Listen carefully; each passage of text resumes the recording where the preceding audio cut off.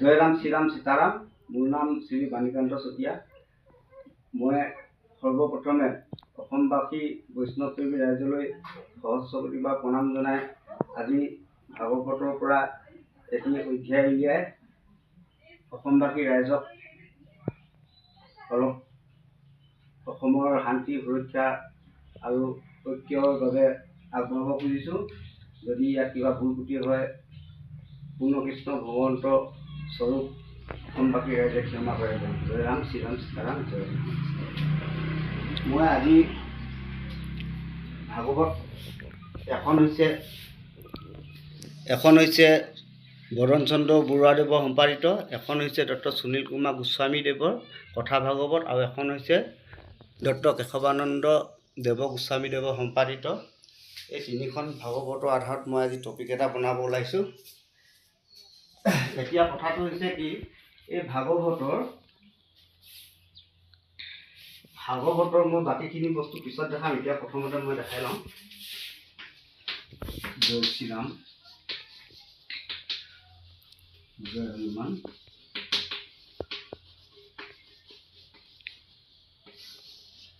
এতিয়া ইয়াত কথা এটা হৈছে, আমাৰ ভাগৱতৰ যি ভক্তিযোগ অধ্যায় মই পিছত দেখাই দিম, বা ভক্তিযোগ অধ্যায় মতে আমাৰ সনাতন ধৰ্মৰ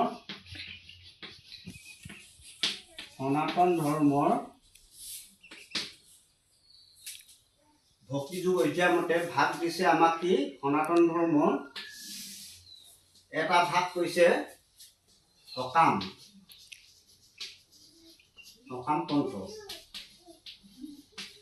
আৰু এই সকাম পন্থতে ভাগৱতৰ বিভিন্ন জেগাত লিখা আছে, সকাম পন্থক কয় সগুণ,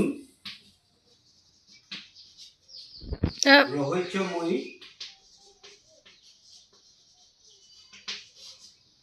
বৈষ্ণৱ আৰু ব্ৰাহ্মণ। মানে এইখিনি একেটাই নাম। এইটো ভক্তিযোগ অধ্যায়ত পাব, মই পিছত মানে আপোনালোকক চাবৰ কাৰণে দেখাম।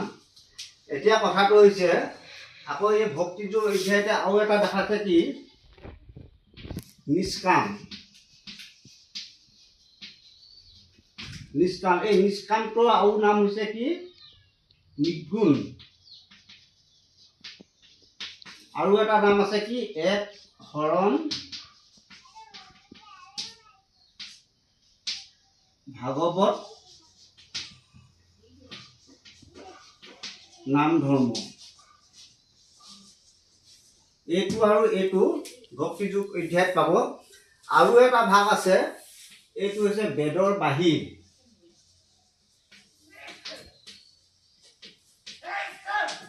এইটো আপুনি পাব ভাগৱতৰ মংগলাচৰণতে পাব, প্ৰথম অধ্যায়তে।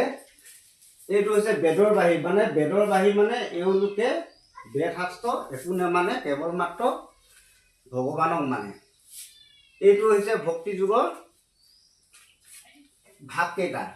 এতিয়া কথাটো হৈছে কি, ইয়াৰ আমাৰ যিটো সকামপন্থী, এই সকামপন্থী আকৌ ভাগ কৰিছে সাত্বিক,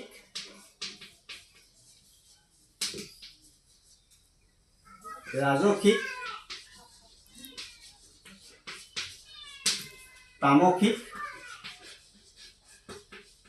আৰু অন্যান্য 78 বিধ আছে।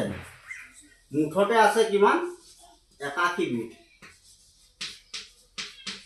এইটো সকাম পন্থ, সকাম বা সগুণ বা ৰহস্যময়ী বা বৈষ্ণৱ বা ব্ৰাহ্মণৰ 78 কিবা এটা হৈছে বাবা, মুঠতে 81 বিধ আছে, হৈ আছে 81 বিধ আছে। এতিয়া এই নিষ্কামৰ এটাই ভাগ, আৰু ভাগ নাই, এইটো ইমানেই। আৰু এই বেদৰ যিটো বাহিৰ, এইটো ইমানেই, আৰু নাই ভাগ। এতিয়া কথাটো হৈছে কি, এতিয়া এইটো হৈছে সকাম, এইটো নিষ্কাম, এইটো বেদৰ বাহিৰ। এতিয়া কথাটো হৈছে কি, ইয়াত তামসিকে কি কয় সেইটো আমি জানি ল'ব লাগিব প্ৰথম।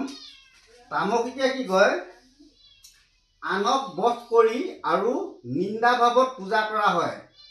আৰু ইয়াত স্পষ্টকৈ লিখা আছে মূৰ্তি পূজা কৰে। তামসিকত কি কৰে আনক বধ কৰি আৰু নিন্দা ভাৱত পূজা কৰা হয় আৰু মূৰ্তি পূজাও কৰিব পাৰে ভাগৱতৰ বিধানৰ মতে। আৰু ৰাজসিকে কি কৰে ঐশ্বৰ্য বিচাৰে, যশ বিচাৰে, সেইবিলাক মানে ঐশ্বৰ্য সা সম্পত্তি টকা পইচা বা কিবা কিবি পাবৰ কাৰণে আশা কৰি পিনি পূজা কৰে আৰু ইয়াতো মূৰ্তি পূজা কৰা বিধান আছে। এতিয়া কথাটো হৈছে কি এই সাত্বিকত মূৰ্তি পূজা নকৰে, কিন্তু সাত্বিকত কেনেকৈ পূজা কৰে কেৱল মোৰ পাপ নাশ হওক বা ভগৱন্তৰ তুষ্ট হওক বুলিহে পূজা কৰা হয়। ইয়াত মানে আৰু বেলেগ নিবিচাৰে, এইকেইটাহে বিচাৰে ইয়াত। এতিয়া কথাটো হৈছে কি এওঁলোকে নিষ্কামভাৱে মানে একো নিবিচাৰে পূজা কৰে, এওঁলোকেও হে তেনেকেই কৰে।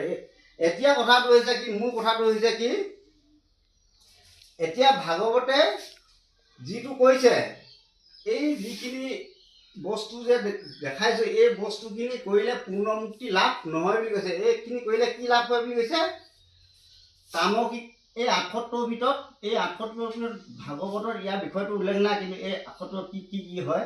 কিন্তু এই তামসিকত কি বুলি কৈছে পশু পক্ষী জন্ম হয় তামসিক যদি পূজা কৰে। ৰাজসিক পূজা কৰিলে মনুষ্য পুনৰ মৃত্যুৰ পিছত পুনৰ মনুষ্য জন্ম হয় বুলি কৈছে। আৰু সাত্বিকত কি হয় বুলি কৈছে দেৱতা সমান পদ পায়, দেৱতা পদহে পায়, পূৰ্ণমুক্তি নহয়। এতিয়া ইয়াত এই বিষয়টোতেও চাব, এইটো এতিয়া চাব মই দেখাই দিম। এতিয়া কৈছে কি এতিয়া গোপী উদ্ধৱ সংবাদত স্পষ্টকৈ লিখা আছে যে ইয়াৰ দুটা ভাগত এই তিনিটা ভাগৰ ভিতৰত এটা দুটা তিনিটা ভাগৰ ভিতৰত ইয়াৰ দুটা ভাগে কিন্তু গৰু মাংস খালেও যদি ভগৱানৰ প্ৰতি ভক্তি থাকে, যদিও গৰু মাংস বা মদ খায় তথাপিতো ভগৱানৰ প্ৰতি ভক্তি থাকিলে তেওঁলোকেও মানে এওঁলোকৰ নিচিনাকৈ মুক্তি পায় বুলি লিখা আছে। এতিয়া গৰু মাংস কোনটো ভাগত এতিয়া পৰে মই সেইটো নাজানো বা জানিলেও মই এতিয়া নকওঁ। ইয়াত যিকোনো দুটা ভাগত গৰু মাংস পোৱাটো পৰে, কিন্তু মই জনামতে আমাৰ হিন্দু ধৰ্মৰ যিটো পন্থ সেইটো হৈছে আমি সকাম, আমি কিবা এটা বিচাৰি পূজা কৰোঁ। গতিকে আমি লোকৰ বিষয়টো আমি ইয়াত আলোচনা বা কিবা এটা কৰিব নাযাওঁ। আমি এই দুটা পাঠটো আমি এৰি দিলোঁ। কিন্তু ইয়াত যে এই দুটা পাঠত কি কয় কি নকয় নাজানো, কিন্তু গৰু মাংস যে খাব পায় বা খালেও একো নহয় সেই বস্তুটো এই ভাগৱতত আছে, মই দেখাই দিম পিছত। এতিয়া কথাটো হৈছে কি এতিয়া এই বস্তুটো মই যেনেকৈ ধৰণে ক'লোঁ তেনেকৈ ধৰণেতো মই ভাগৱততকৈ প্ৰমাণ সহকাৰে ওলাই দিব পাৰিব লাগিব, তেতিয়াহে হ'ব, নহ'লেতো মোৰ অৱস্থা বেয়া হ'ব। সেয়েহে এতিয়া প্ৰমাণটো মই দি দিছোঁ শুনক। এতিয়া প্ৰমাণটো হৈছে কি মই প্ৰথম দিব লাগে সনাতন ধৰ্ম সকাম পন্থৰ ভাগটো। এতিয়া চাব প্ৰথমতে বেদৰ বাহিৰটোৱে দি লৈছোঁ। এইটো বেদৰ বাহিৰটো চাব, মই এখনত দেখাইছোঁ, এইখিনি দেখাইছোঁ। ইয়াৰ পৰা ইয়ালৈকে পঢ়িব ধুনীয়াকৈ দিছোঁ, আপোনালোকে স্কিপ কৰি পিনি পঢ়িব পাৰিব। এইটো হৈছে বেদৰ বাহিৰ, মানে এইটো বুজি পাবই পিছত। আৰু এই কথা ভাগৱতত দেখাই দিছোঁ এখনত, ইয়াত চাওক।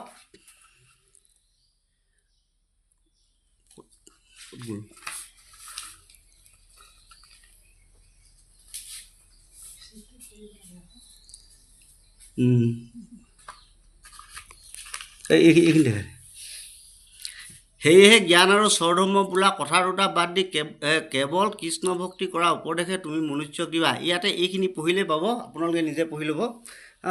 তাৰপৰা এইখনতো মই দেখাই দিছোঁ, এইখনত দেখাইছোঁ। আপোনালোকে ইয়াৰ পৰা ইয়ালৈকে চালেই বুজি পাব যে এইটো বেদশাস্ত্ৰ নহ'লেও ভগৱানক ভক্তি কৰিলে তাতো মানে ফল পায় বুলি কৈছে।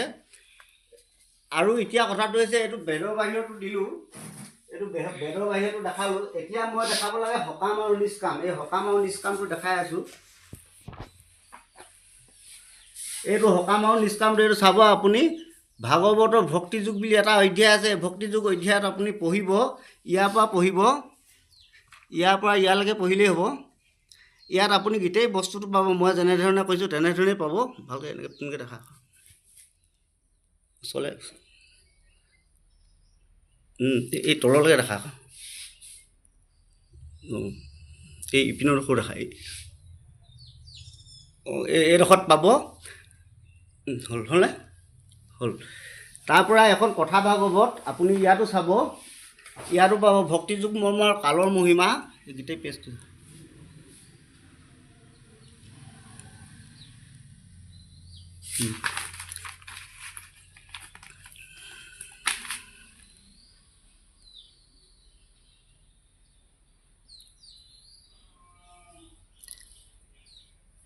ইয়াতে মই কথা এটা কৈছোঁ শুনক, ইয়াতে লিখিছে যে মোৰ দুটি অধিষ্ঠান হৈছে ভকত আৰু প্ৰতিমা, মানে ভগৱানে কৈছে যে মই দুডোখৰ জেগাত থাকোঁ, সেয়া হৈছে ভকত আৰু প্ৰতিমা।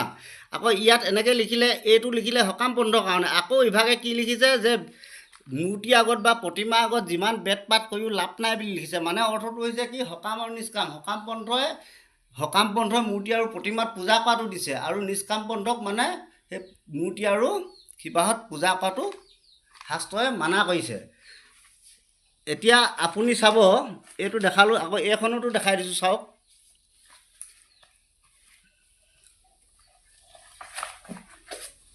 এইখনটো চাব, এইটো ভক্তিযোগ।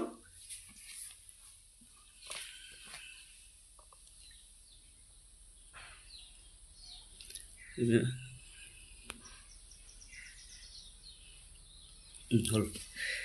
এতিয়া মই দেখাব লাগে কি, গৰু মাংস আৰু মদ খালেও যে একো নহয়, ভাগৱতৰ ক'ত লিখা আছে সেই বস্তুটো মই দেখাই দিব লাগে। এতিয়া সেইটো দেখাই দিছোঁ, চাওক।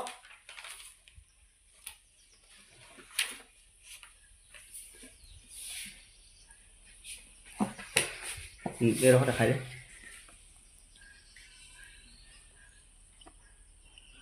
ইয়াত লিখিছে শুনা সভাত পদ মহাভাগৱত হৰি ভকতি দেখাই। এইডোখৰ পঢ়িলেই হ'ব আপোনালোকে, ইয়াৰ পৰা ইয়ালৈকে পঢ়িলেই হ'ব। এইটো উপদেশহে দিছে দেই, উপদেশ। তাৰ পৰা এইখনত চাব,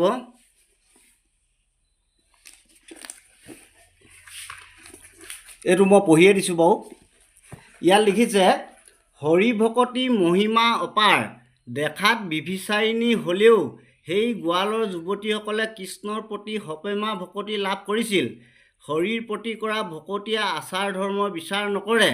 এই আচাৰ ধৰ্ম বিচাৰ নকৰে মানে হৈছে বেদৰ বাহ্য ভাগটোৰ কথা কৈছে।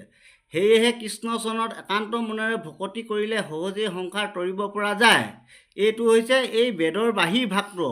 আৰু এইটো কৈছে কি, কেশৱৰ অবিহনে আন দেৱতাই মুকুতি দিব নোৱাৰে, তেওঁহে কেৱল মুকুতিদাতা, তেওঁৱে মনুষ্যৰ বাবে গতিদাতা, ভকতৰ কাৰণে পৰম গতি প্ৰদান কৰোতা প্ৰাণৰ দেৱতা। হৰিক ভকতি নকৰা অভকতজনৰ ভৰি ধূলা। গৰু মাংস আৰু মদৰ ওপৰত পৰিলেও সেই গো মাংস আৰু মদো অপবিত্ৰ হৈ পৰে।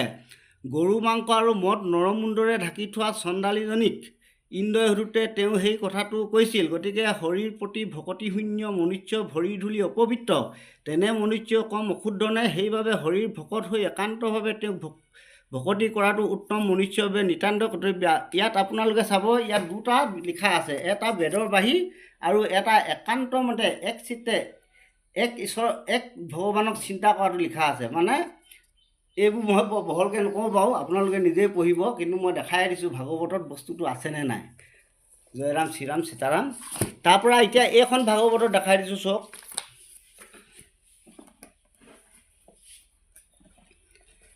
এইখন ভাগৱতত দেখাই দিছোঁ, এইটো চাওক। ইয়াৰ পৰা পঢ়িলেই পাব আপুনি, ইয়াৰ পৰা পেজটো দেখাই দিবি তেতিয়া। এতিয়া বস্তুটো হৈছে কি, এইখিনি এইটো ছিষ্টেমটো হৈ আছে এনেকুৱা। এতিয়া আমি কাকো নিন্দাবাদ কৰিব নালাগে, কিবা কৰিব নালাগে।